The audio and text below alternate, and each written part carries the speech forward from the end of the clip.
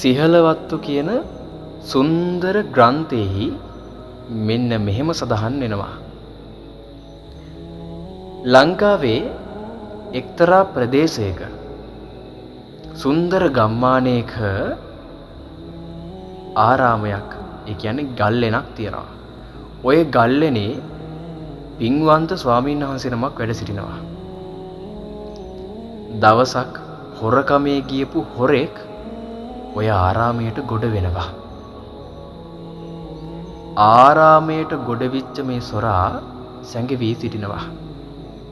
භික්ෂුව පේන මානෙක නැහැ. ටික වෙලාවක් යනකොට ඒ පින්වත් ස්වාමීන් වහන්සේ පිණ්ඩපාතය රැගෙන ගල්ලෙනට පැමිණෙන ආකාරය අර හොරා දකිනවා. ඊට පස්සේ බලාගෙන ඉඳලා ඉස්සරහට එනවා. ඉන්පසුව ස්වාමීන් වහන්සේ නිශ්ශබ්දව දානේ වළඳන්න සැරසෙනවා.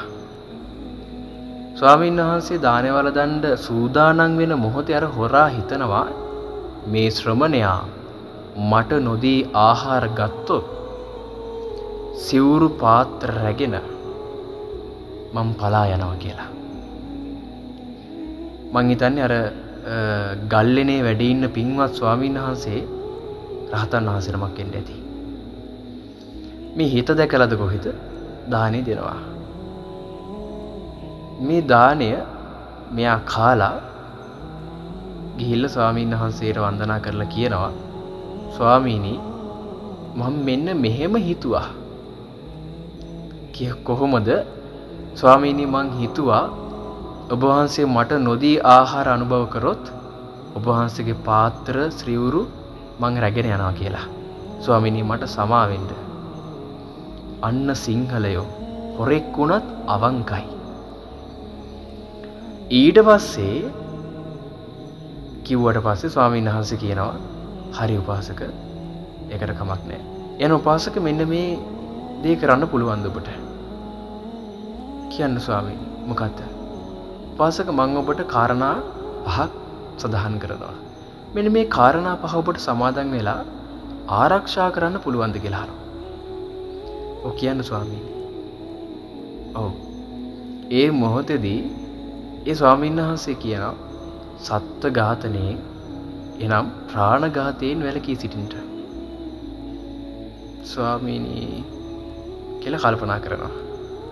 ඊට පස්සේ කියනවා සොරකමෙන් වළකින්න. අම්බෝ බෑ ස්වාමීනි.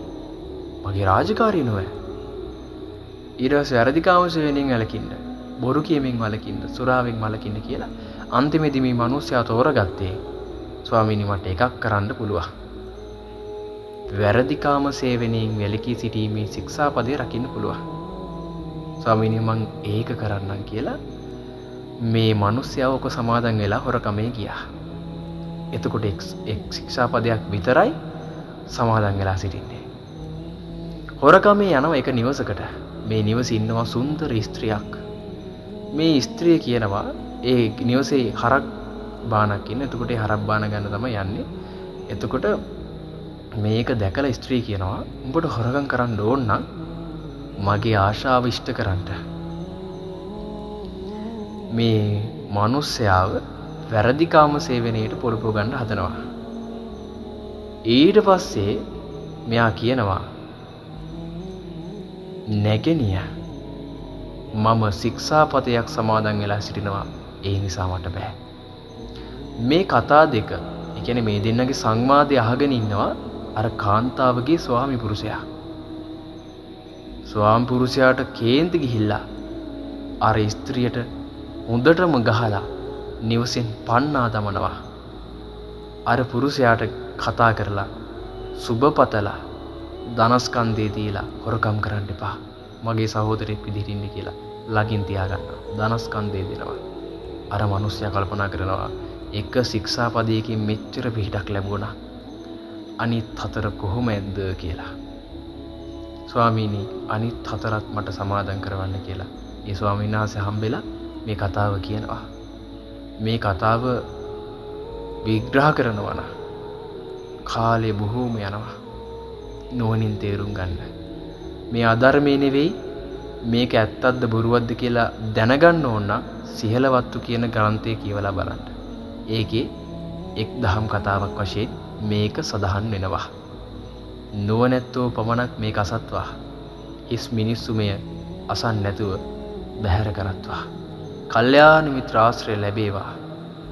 මේ උතුම් ධර්මාවබෝධය සැනසෙන්න මේක ශ්‍රවණය කරන ලංකාවාසී සියලු ජනයා ලෝකවාසී සියලු ජනයාට වාසනාව ලැබේවා. මගේ ලක්දිවට ලක්වැසියන්ට සෙත උදා වේවා. යලි ලංකා දීපය සුරක්ෂිත රටක් බවට පත් වෙන්න මේ පින උපකාර වේවා. නමෝ බුද්ධාය.